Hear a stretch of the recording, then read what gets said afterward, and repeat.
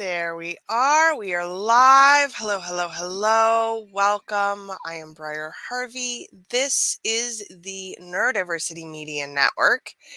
Today on Creating Your Connection Capital with Alice Miriam, we are going to talk about borrowing networks. I've been looking forward to this one, Alice, for real. This one's fun. Yeah, it is fun because there's so many things that you can do here, and when it comes to like borrowing networks or audiences, people um, tend to have there's misguided things and a lot out there around that topic. And so I always like talking about things where we can tell people what the BS is. Borrowing networks is for real how I do a significant portion of my business, whether that's through affiliates, whether that's through speaking on other people's podcasts or in front of their groups. And it's also where I am most aware of the circle jerk of coaching, right? This is where the incestuous circle jerk comes up most because you can really see who's in whose network. You can, I mean, literally, the Jeff Walker group has a name called Syndicate, and you know who's in it because they're all promoting each other's stuff to the tunes of millions of dollars. Fine. But you can do that and not be skeezy about it. So let's talk about that. Yeah, because I think for some people, it's kind of like with affiliate marketing. Depending on your experience with it, you may have a positive or a negative attitude towards it. And it's fine if you have a negative attitude towards it and you're like, no, I'm not doing anything like that. That's fine too. But if you're thinking, gosh, I really need a way to reach more people, then this is a conversation you're going to want to listen to because you're right. It doesn't have to be skeevy. Just because you've seen icky things around it doesn't mean that the way you do it has to be icky, because as our friend Marie Solomon always says, you get to create the rules, right? So you get to decide exactly how you're going to approach any particular strategy that you're going to use. So I'm definitely glad we're talking about it today. Okay, so let's start at the top. And you sorry. It's okay. It's February, and clearly the internet is going to do what the internet does this month. It's kind of been like this all month. Okay, let's start at the top. Okay. How are we creating these relationships that are helpful but not transactional? And what are we asking for? Okay. Well, the first step in this is what your mindset is in regards to what you're about to do about this strategy. Because if you have, I was once in a clubhouse room. Remember when we used to do clubhouse? Vaguely, Yeah, vaguely. vaguely remember. And I remember somebody talking about how they didn't like networking, they didn't get a point of it, and it never benefited them in any way, shape, or form. And and I get it. Networking can be a really challenging situation.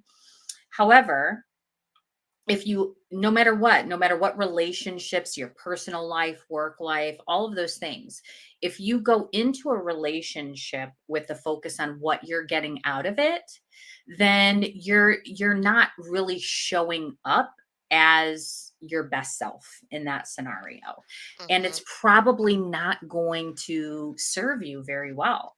The mindset is in everything is how can you show up and provide some sort of service or benefit or kindness or help to others, which can be challenging, right? If you're trying to get somebody, for example, to maybe promote something for you, like, what's in it for them, right? And so you really have to think about things from that mindset of, this person's audience is going to benefit from this. This person's going to benefit because they're going to be seen as this authority that connected them with the person that found them the solution that they needed. So there's benefits to everything. I can help you by serving your audience because I can't be everything to my audience, right? I can only be what I am. And every audience is full of human beings that have a lot of different needs and desires and things that are going on. So it makes sense to be a leader in it, of an audience, of a community, to be able to say, what other resources and what other things does this audience need, do my people need? And you can come in and you can help fill that need. So if you're coming at it from the right mindset and not focused on, okay, I need to get this many sales out of this person's audience better come through for me, if you have that attitude, then chances are nothing you get from that is going to be enough for you. You're going to feel dissatisfied from it because you're coming at it from an expectation standpoint instead of a giving standpoint, right? From that perspective. The operator and I talked about this a little bit last week, how what's key here is that you have to let go of your ability to do all the things.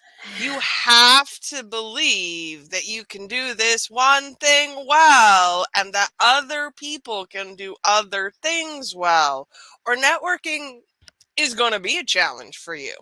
Yes, because if you're trying to be everything, then who can you fill in, and this is a whole nother conversation, which I know we have in the catalyst a lot with Marisa, around burnout and trying to be and do all of the things, because you don't have to be.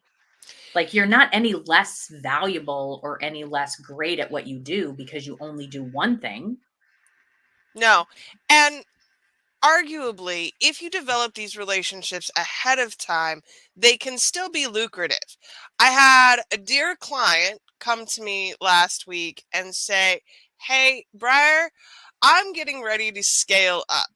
How do I fix this?" We chatted for a while, and it was very clear to me, oh, you need operational help, which means you don't need me. You need my friend Veronica Yans. That's who you need. And I introduced them, and they are absolutely in love with each other. Now, if my Who wouldn't previous. be in love with Veronica? Right, because Veronica is amazing. And I've got her on her podcast on Thursday. I'm so excited. Just yeah, it's ops on top, y'all. Ops on top.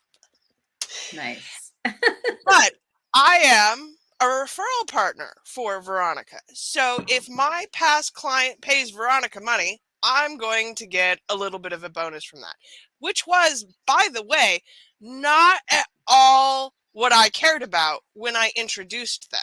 What I cared about was that I wasn't the right person to help her, but Veronica was the right person to help her. Absolutely.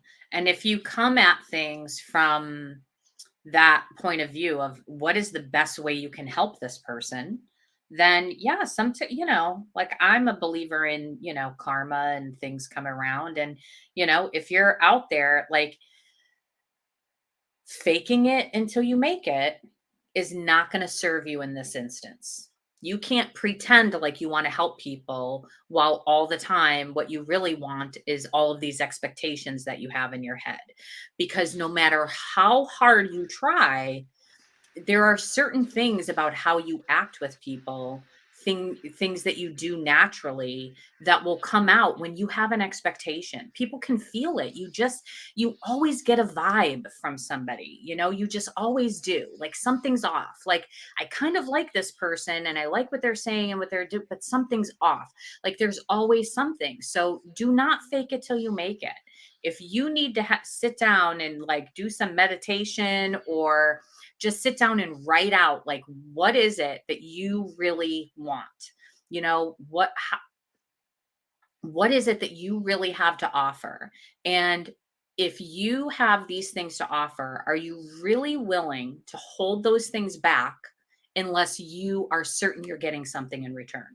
Like, you have to ask yourself that, because if the answer is no, I'm not willing to hold everything back unless I get something in return every time. Like, okay, I do want to give. So then you could get yourself in the right mindset for sure. And just, yeah, how can you best serve other people?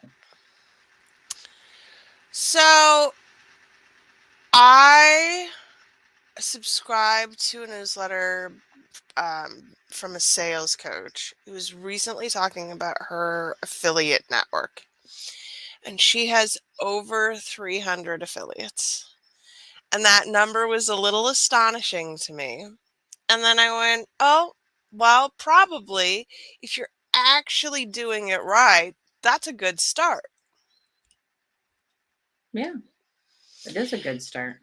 I think when we think about affiliates, there's an impression that they're going to be bringing us a lot of money.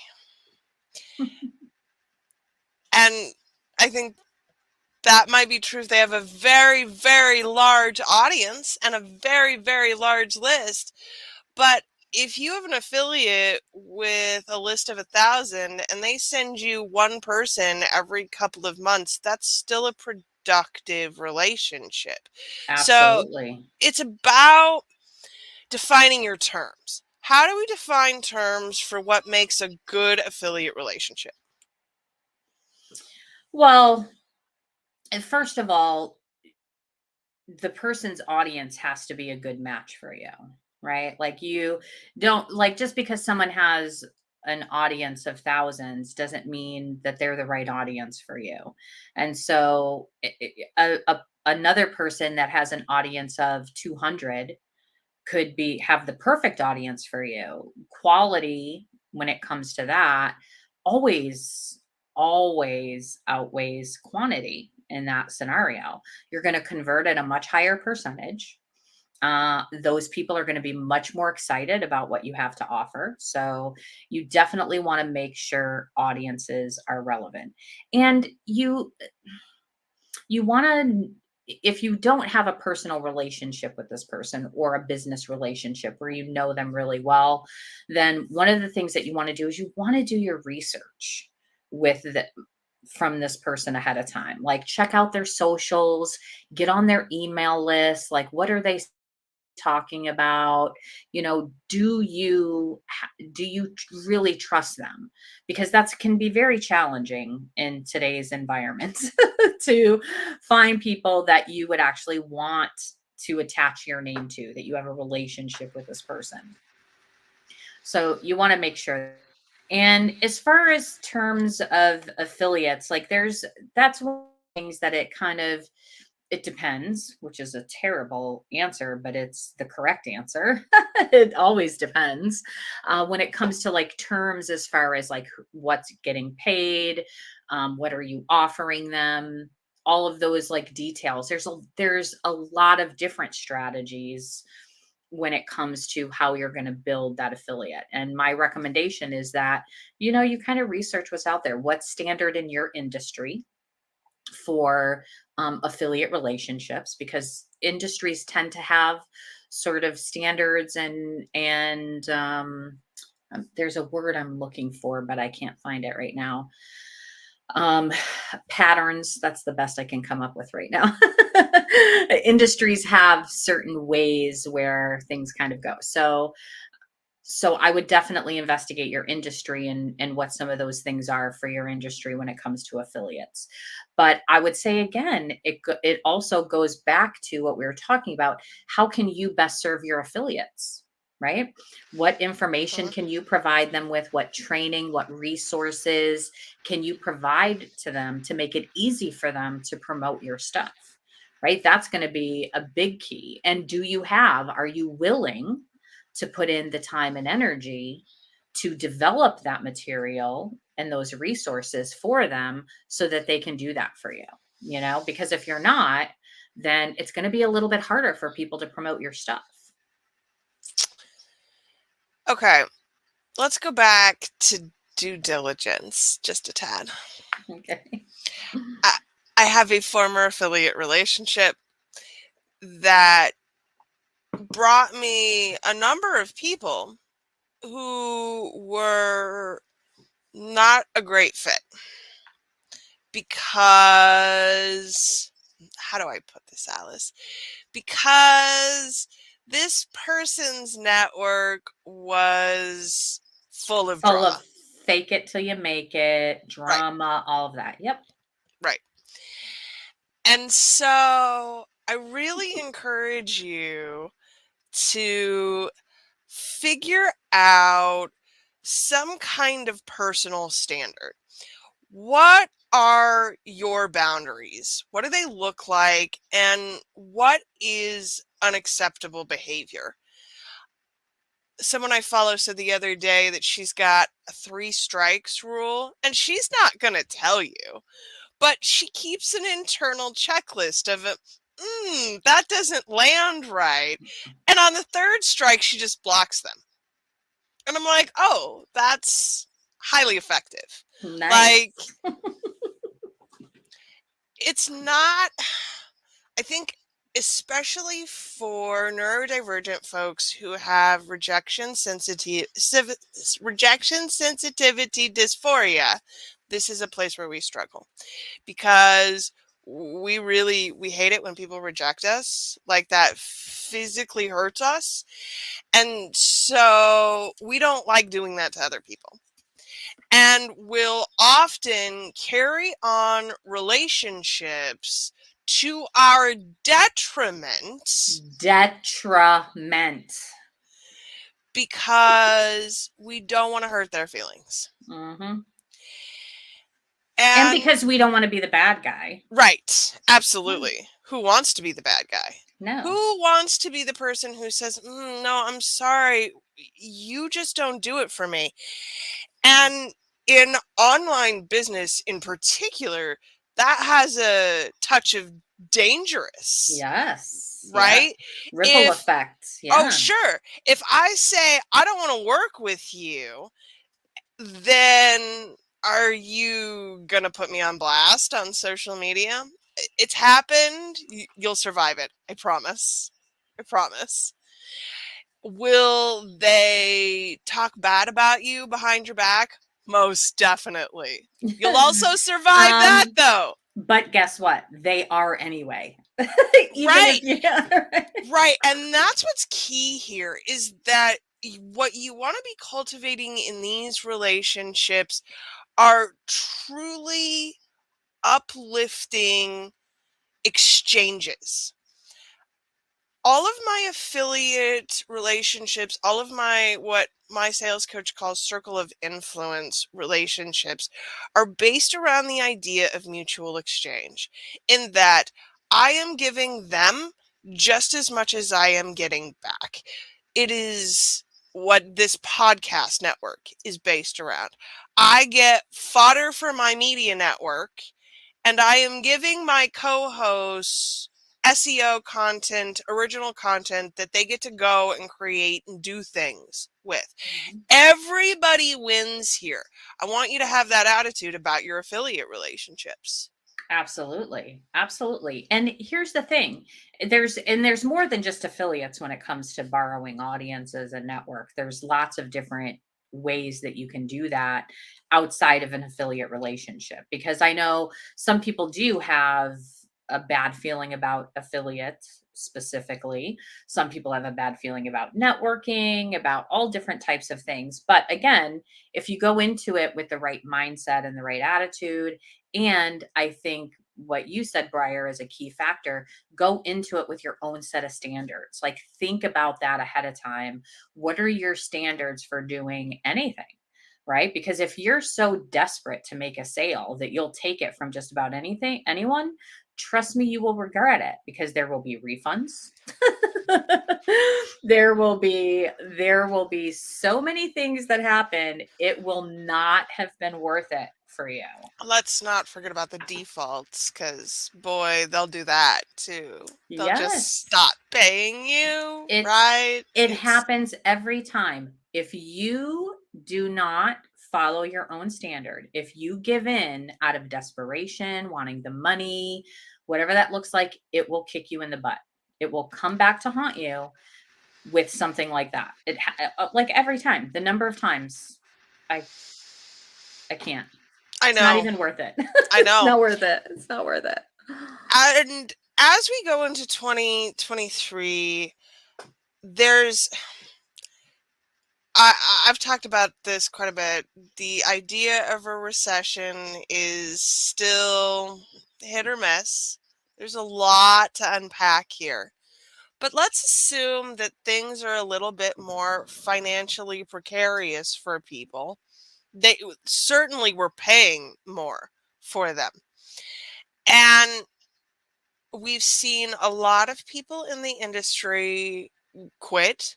We've seen a lot of people go back to full time jobs. We've talked about this before, Alice and I. Mhm. And I think you really have to have a lot of grace for the idea that business can sometimes be a not right now thing. Yeah. And it's okay. But when you are building affiliate relationships or borrowing audiences, you want to be looking at longevity. So, how do we decide, Alice, what is going to make a good partnership agreement?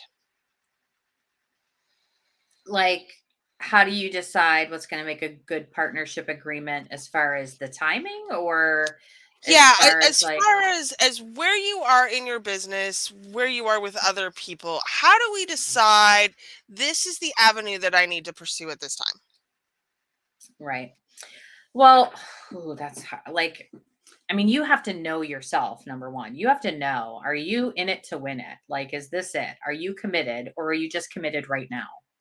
Right? Especially for us neurodivergent folks. Sometimes we have hyper focus while we're interested, and eventually our interest runs out and we change course. Please We don't go ever pick up start a this thing. business on a hyper focus. Please don't ever start a business on a hyper focus. Please be So, sure. right. So you have to know, especially when it comes to affiliate relationships and building that. Like, and that doesn't mean like if you have a thing, if you have a, because sometimes like I'm in the same industry, right? I've been in sales and marketing for, over 25 years.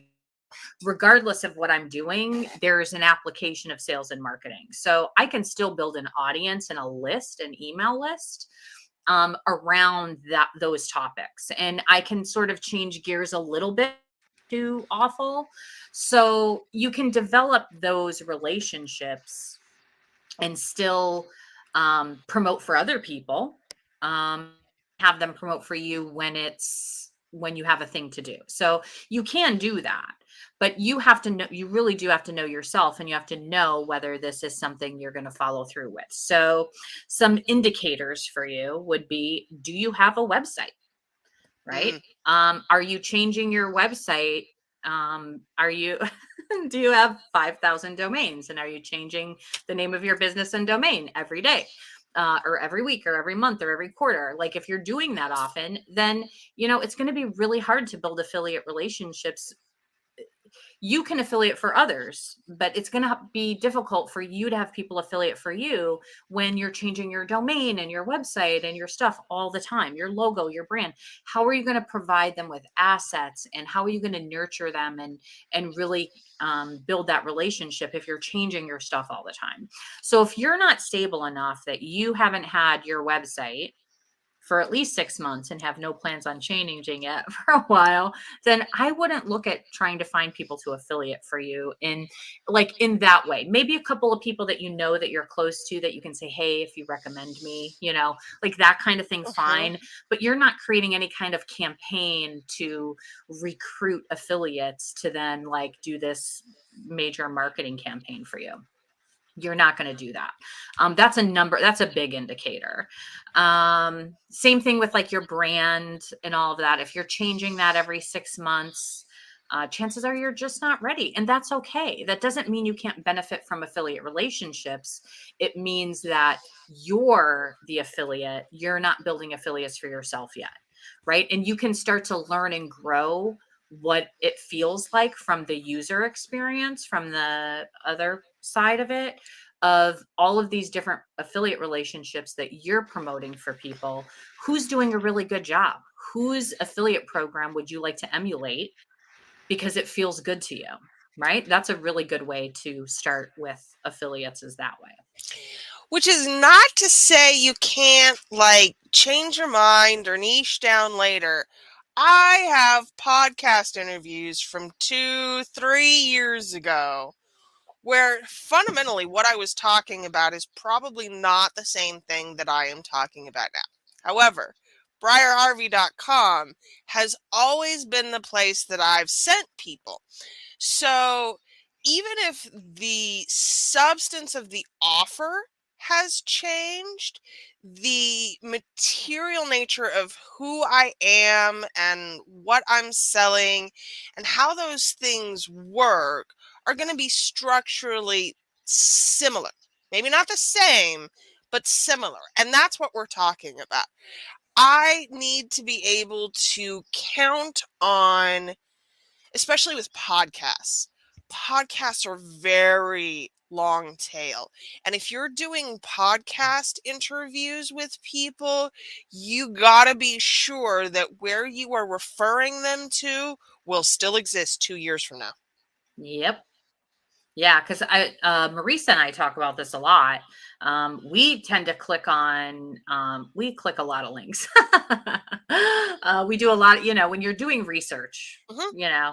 for things, and you find things and you're like clicking through and it goes to a dead link. And you're like, goodness, this person is missing so many opportunities with this dead link because the domain still exists. They still have it, but that particular link is dead and it goes to a 404. Like that's not good. Like you can do better than that. So you definitely want to make sure that your links go places because you can benefit from those clicks. If you sent someone to a specific subdomain, please build yourself a pretty link or build yourself a 404 page that has information on it. Yes. These are definitely things that you can do to help people find you and get to you. And again, relationship marketing is a long game. Mm-hmm. It Mm-hmm. takes years sometimes for these relationships to bear fruit. And with that said, you have to be really mindful about what you're putting out into the world now and how it will look 2, 4, 6 years from now, which is really, really hard sometimes. Really hard sometimes. Like really, really hard. I can't tell you how many times I have memories pop up on Facebook. I'm like, ew, why did I post that? I delete it. I like go back into I'm like, let's delete that. I don't Right. If the memory comes up and I'm looking at it and going, God, I can't believe I attempted to sell that. And I probably attempted to sell that to somebody else's network at the time too, because I have always done this kind of networking and relationship marketing. Mhm. So, where do those links go? What does it lead to? How can you take an old dead offer and still convert a customer off of it? These are things you need to think about as you are building Mhm. out these relationships. Yeah, absolutely. And there's a lot like and again, if affiliate's not your thing, there's a lot of other ways you can network and um build relationships with people to get yourself out there a little bit more. And it doesn't just have to be through affiliate marketing. So there's things like you could be a guest on someone's podcast. That's Mhm, not really an affiliate relationship, but you are borrowing that mhm, podcast host audience when you're on there speaking. And there's generally a call to action. You can offer, a free checklist or a download, or they'll put your website, their link to your website on their podcast. So you can get some traffic if you get the right podcast with the right audience for you. That's one of the key things in that, is that you want it to be a good match for your audience, for who you want to serve. You can do even guest blog posting is a good way. mhm, And that is a mutually beneficial relationship. Bloggers, people who have what they need, those link backs, you need those link backs. It really is a very mutually beneficial relationship, and it can drive traffic to you from their site. So there's a lot of ways that you can do that, besides just to public speaking. Get in mhm. on somebody's summit, right? Co-host, find somebody who has a Facebook group that's doing well. And it doesn't have to be, if you have 100 people in your audience, you're not going to reach out to someone with 1 million followers. Okay. Like, so let's get in the right space. Okay. You're where you are. And you're going to look for somebody that's, closer to your range, but maybe still a little bit ahead of you. And maybe they have a Facebook group that has, several hundred people in it, and you could offer them to do some sort of a free training in their Facebook group, which is great because they need content for their Facebook group. They want to engage their people, right? So you can offer that, and you're not selling anything. It's just you're doing that free training, and the people who want will go grab your free thingamabob, and you start to grow your list a little bit, and then you can reciprocate. That person could come to your. It's like a cross promotion Mhm. kind of thing on top of it. They can come to your group and offer a training, right? So there's a lot of different ways that you can offer to borrow someone's audience by providing their audience with some form of value, and thereby providing them with value, right? Now, I want to get into the difference here, because some of these things are places where I can hear you saying in the back of your mind, shouldn't I get paid for that? There's a difference between borrowed media and earned media. So, earned media is very specifically those places and spaces which have so much status that if they aren't paying you for it, it's actually probably a problem. Forbes is a really great example of this. If you write an article for Forbes, the real magazine, you should get paid for that. If somebody approaches you about being on Forbes Coaches Council and wants you to pay money so that you can be on Forbes Coaches Council, then you should probably say no to that.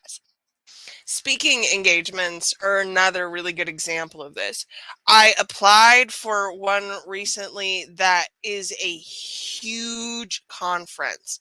And in the tick boxes, as I was submitting an application, was some note about how I might not get paid for this. And I was like, fine, we'll see what happens as if my pitch is accepted, if right, if travel will be paid for or accommodations will be paid for. Because if I can get on a stage where I know my ideal client is going to be, and I can sell from the stage, then perhaps I don't need to get paid for that. On the other hand, if speaking is my primary source of income, then I better get paid for it. So know the difference between borrowed media and earned media. And again, these are about your personal standards and boundaries. There are places and spaces where I am perfectly okay with showing up and being like, "Hey, I'm here. Let me talk for you." And other places where I'm like, "This is not worth my time unless you are paying me." Know the difference for you personally, and it's going to be different for everyone. Right. And again, you have to start where you are, right? If you've never been a paid speaker before, you can't expect that you're just going to get those top speaker fees. You No, know, you have to show up and you have to build that resume, so to speak. You show up and you do the things. It doesn't mean that you shouldn't get paid at all. There should be again, it should be mutually beneficial, right? So if you're borrowing the audience, like your example, you're going to speak and you can sell from the stage, that's an opportunity for you to make money. So that if it's the right audience and it's a good fit for you and you're confident in your offer and you're confident in, what you're going to be speaking on, then that's a good deal right there. That could be beneficial. And you also then can check off, okay, I have this speaking engagement on my list now, right? And then you can get those maybe reviews or testimonials from that experience so that you can start applying for paid speaking gigs that aren't just you selling from the stage, right? So start where you are and have the right level of expectations, right? Chances are you're not going to warrant, like, if you've never done speaking before, you're not going to get up there and get paid, 50K for a speaking gig. That's probably not going to happen. that's not going to happen. Right. So don't let people tell you, "Oh, get paid your like no." Like, you start where you are. There are certain things you should get paid for. I'm not saying work for free or any of that things, No, but just I have the right level of where you are. and I feel like if we come into this with the understanding of what is mutually beneficial, then it's okay for you to trust your instincts about where you feel like someone might be taking advantage of you, right? If I am going into something and doing summits are a big one for me. I almost never do summits anymore because that is not a mutually beneficial arrangement. It requires that I promote myself dozens of times, potentially to my list or my audience.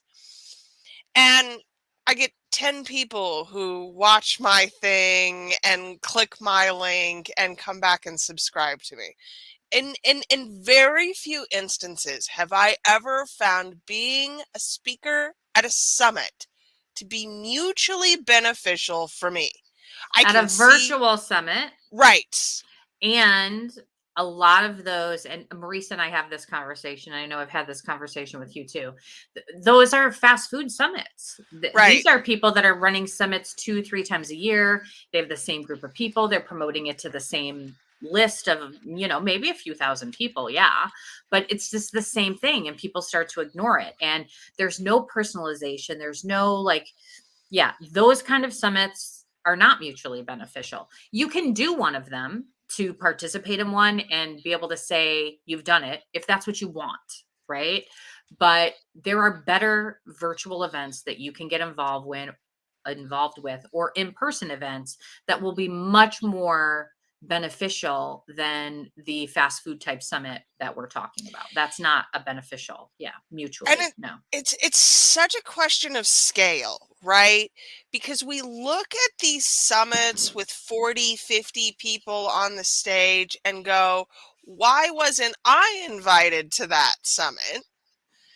But the reality of the work that an individual speaker has to do in one of these summits is I mean, sure, the organizer is doing a lot of work. They're corralling 50 speakers to get their shit done. And let's be real, herding entrepreneurs is a bit like herding cats. And they have some of the excuses Oh my God. Entrepreneurs. They're terrible. for kind of stuff. Yeah. Yeah. They're terrible. But for the speaker in those summits, you generally have to pre-record your material. You have to provide all of this stuff for a press kit. I am still, y'all, doing this podcast application that has like 30 fucking questions on it. And I want to be on this podcast because it's a good fit for me. But I'm sitting here answering these questions going, why the hell am I doing your job for you? That is not a mutually beneficial arrangement. Yeah. So know what your standards are and have a good personal barometer of when it feels like you're getting something good or when you're being taken advantage of. Yeah. Absolutely. And yeah, we all have an intuition, and so developing your intuition more and leaning into it. Don't reject your intuition. If it's telling you something's off, then you know slow it down a little bit, take it back a little. It's okay.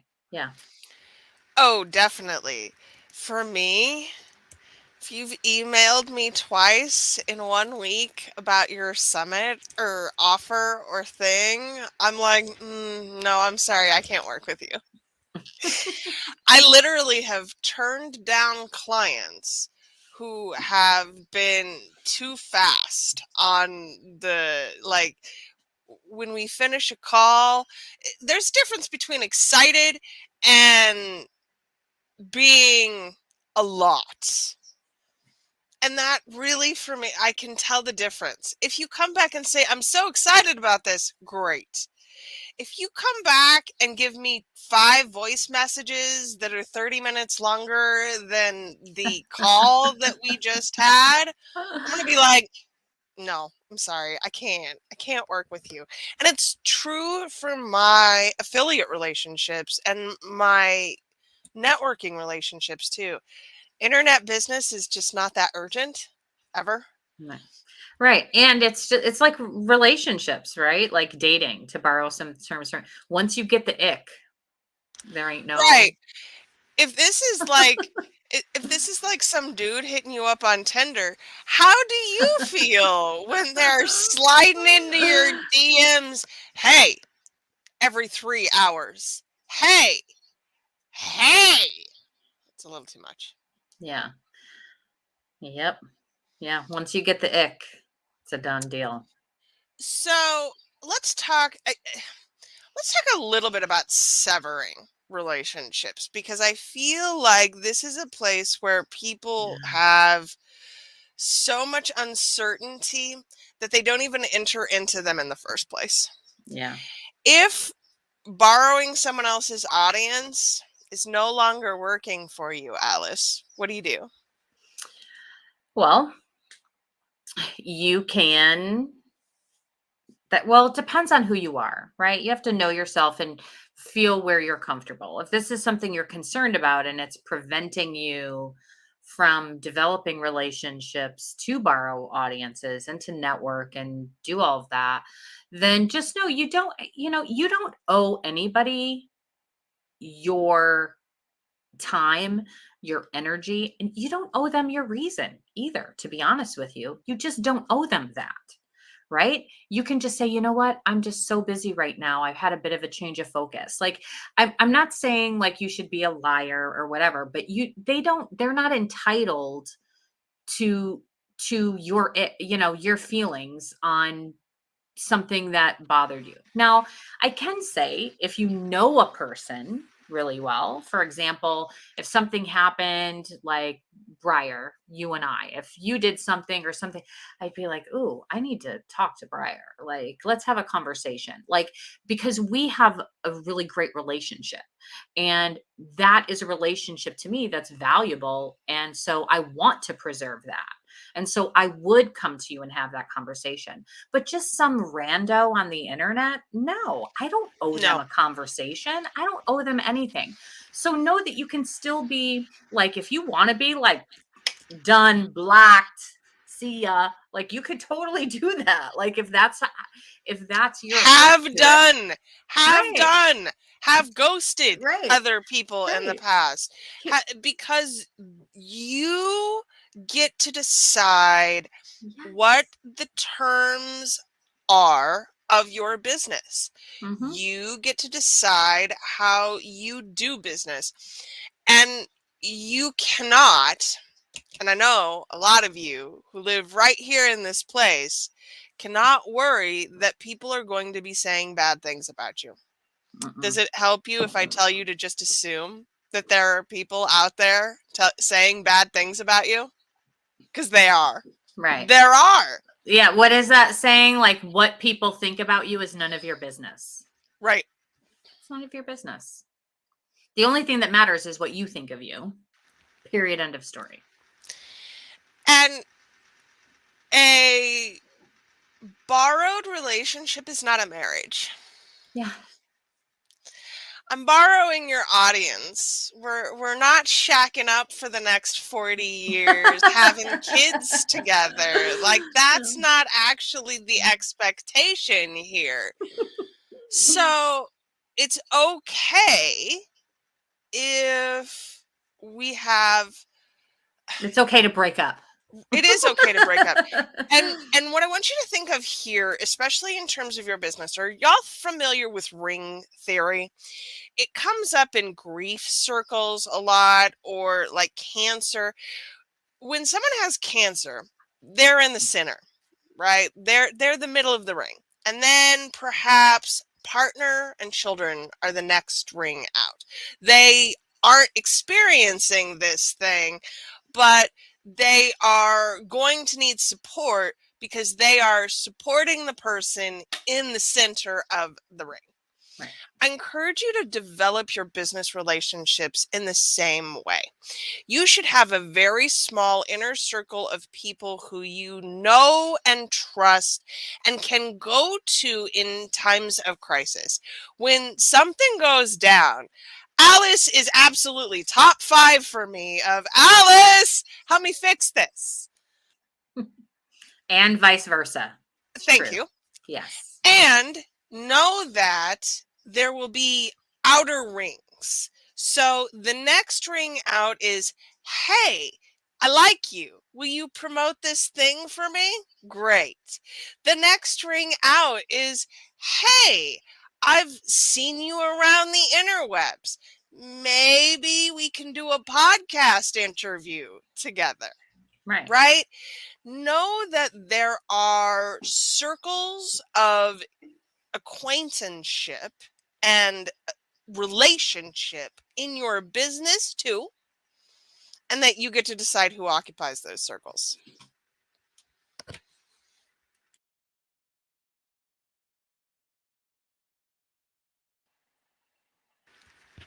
And you get to decide who to kick out of them, right? Right.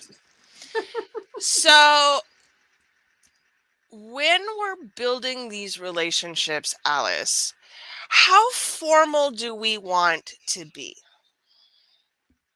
I mean, I don't know. Like, you don't have to be, it depends on who you are, right? Like, are you a more formal kind of person? Do you want to keep things people at more of a distance? Like, who are you? What level of a relationship are you comfortable with, right? So you have to make that decision for yourself. And your industry kind of matters too, a little bit, because there are some industries where, it might If be you're in difficult. health or financial services, perhaps it matters more that you have big, fully fledged contracts, right? Right, exactly. So you've got to figure out like your between your industry, who you are, and what level you're comfortable with and who you're starting with, right? If you're starting with that inner circle, some level, like I know Marisa will yell at me, always have a contract, no matter who it is. Because yeah, like you have to have an agreement.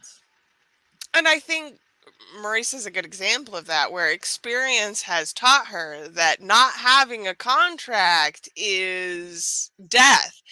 Whereas I sit over here, contract queen, with people who have violated contracts anyways, going, oh, well, clearly having a contract isn't the be all end all of terminated relationships. Oh Sometimes yeah. it doesn't even matter that I had the contract in the first place. No, but having the contract gives you the ability to take legal action if necessary, right? It just protects you Mhm. and your business. So, yeah. But when we're talking about degrees, uh, I won't name names. There are two very well known people in this space who once sued each other over a launch that was worth about $40,000. The cost of these lawsuits was about $500,000. So just know and understand sometimes contracts are, again, worthless. And $40,000 seems like a lot of money. And if it's worth it to you, then maybe you want to pursue the But legal. not if it's going to cost you a $500,000. Like But that's that seems a little over the line to me. If excessive. I'm being Little, very honest here, a half a million tad, dollars is I don't know, y'all. I don't know. tad excessive, tad, just a It's a tad little. excessive. So okay, we've talked about how to suss out quality. We've talked about contracts. We've talked about what you do with these folks. How do you find these people, Alice? When I am building a good relationship network and I'm brand new, where do I go to find people who can do this stuff? Well, you're researching, right? You have to do your research um on people, places, things, right? So I mean, one good way depends, are you on social media, are you not on social media? So you can, search. If you're a Facebook person, I kind of am, I'm not anymore, but whatever. I mean, I love Facebook. We're on Facebook right now, right? Oh my god. So find some Facebook groups that are around your industry, your niche, your thing, right? Who are the leaders of those groups? Who are other people that are showing up as leaders in that group? Because technically they're also borrowing audiences, right? They're going in Mhm. someone else's Facebook group and they're getting, they're being helpful and all of those things to meet people, so to speak. Okay, so you can do that.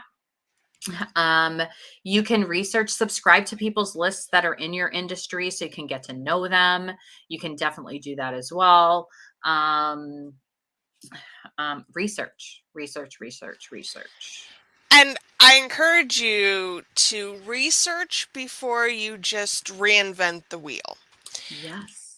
By this, I mean, I know a lot of people who are like, I've never seen something on XYZ topic, so I'm going to build a summit or a group or a whatever and do all of this back end work before I go out and make sure that there weren't 5 others of those kinds of things.